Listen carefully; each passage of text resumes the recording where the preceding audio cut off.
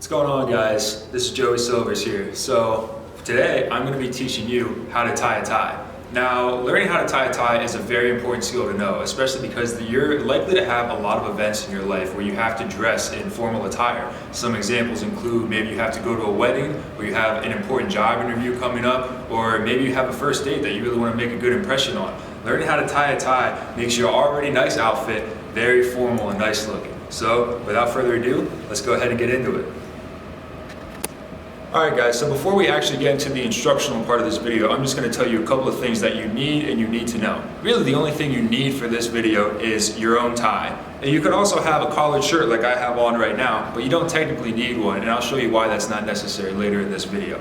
But the things you need to know about the tie is that there are two main ends of the tie. There's the skinny end, or the slim end, which I would be referring to for the video, and there's the wide end, or the fat end. You can see, obviously, one is much skinnier than the other side is. And the only other thing you need to know about your tie is that there are two sides to it. There's the flat face, which you can see is very nice and very smooth, and there is the seamed side, which has a pure seam running down the middle of it.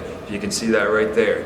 Now that you know everything about your tie, now we can actually get into the instructions. Alright guys, so first things first, if you happen to already be wearing your collared shirt, the first thing you want to do is take your collar and pop it up. You want to pop it up in the back and all the way in the front so it's up all around. You want to tie your tie so it's going to be underneath this so you can flip your collar over it once you're done. But you can skip that part if you're not wearing your collared shirt yet.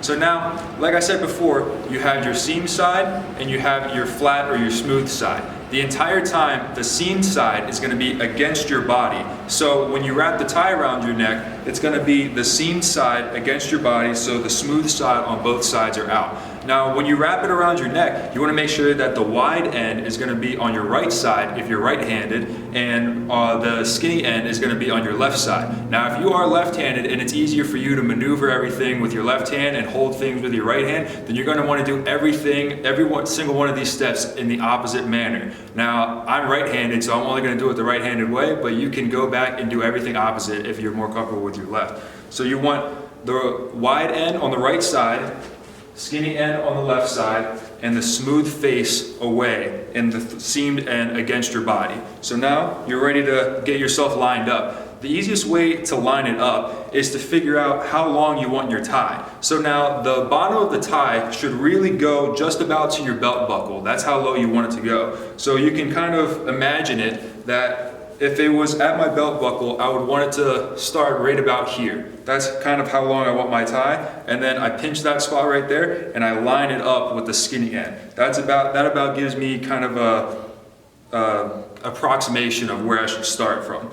So now what you want to do is you want to take your wide end and you want to cross it over top of the skinny end. So now you have the wide over top of the skinny. So now the skinny is kind of on the right side and the wide is on the left. Now what you're going to do for these right-handed people, you're going to take your left hand and you're going to pinch this little cross here, this intersection, and your right hand's going to be doing all the work now.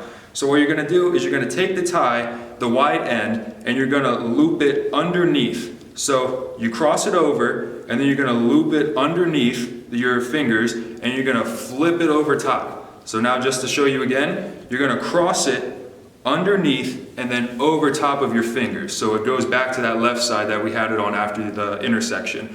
Now that you have it over top of your knuckles like this, you're going to take it and you're going to pull it underneath. There's going to be like this little hole between where you have your hands and where your neck is. And you're going to push it up through this hole and you're going to leave it just like that. Now then, whenever you're ready, you're going to take this, when you looped it over your fingers before, you have like this little horizontal loop, and you're going to slide this fat end over top of your knuckles and through that horizontal loop. So after you bring it up through that big hole between your neck and your fingers, you're going to push it down this little horizontal loop on top of your fingers, and you're going to pull it through just like this. Now you want to make sure that that smooth end is still going to be on the outside there. Now you're still just kind of maneuver this through, and you're going to slowly be taking your fingers out so you can get that knot to be a little bit tighter, and you're just going to keep making it tighter and tighter until you got your knot. So now that you have your knot here, you still have the skinny end in the back and the fat end on the front, And what you're gonna do is you're gonna grab this skinny end right here with your left hand, you're gonna grab the knot with your right hand, and while pulling down the skinny end, you can slide the knot up towards your neck. So now you're tightening the tie like this, and you can bring that right towards your neck, and now you have your tie. It's all tied up and ready to go, and you would want to flip your collar down.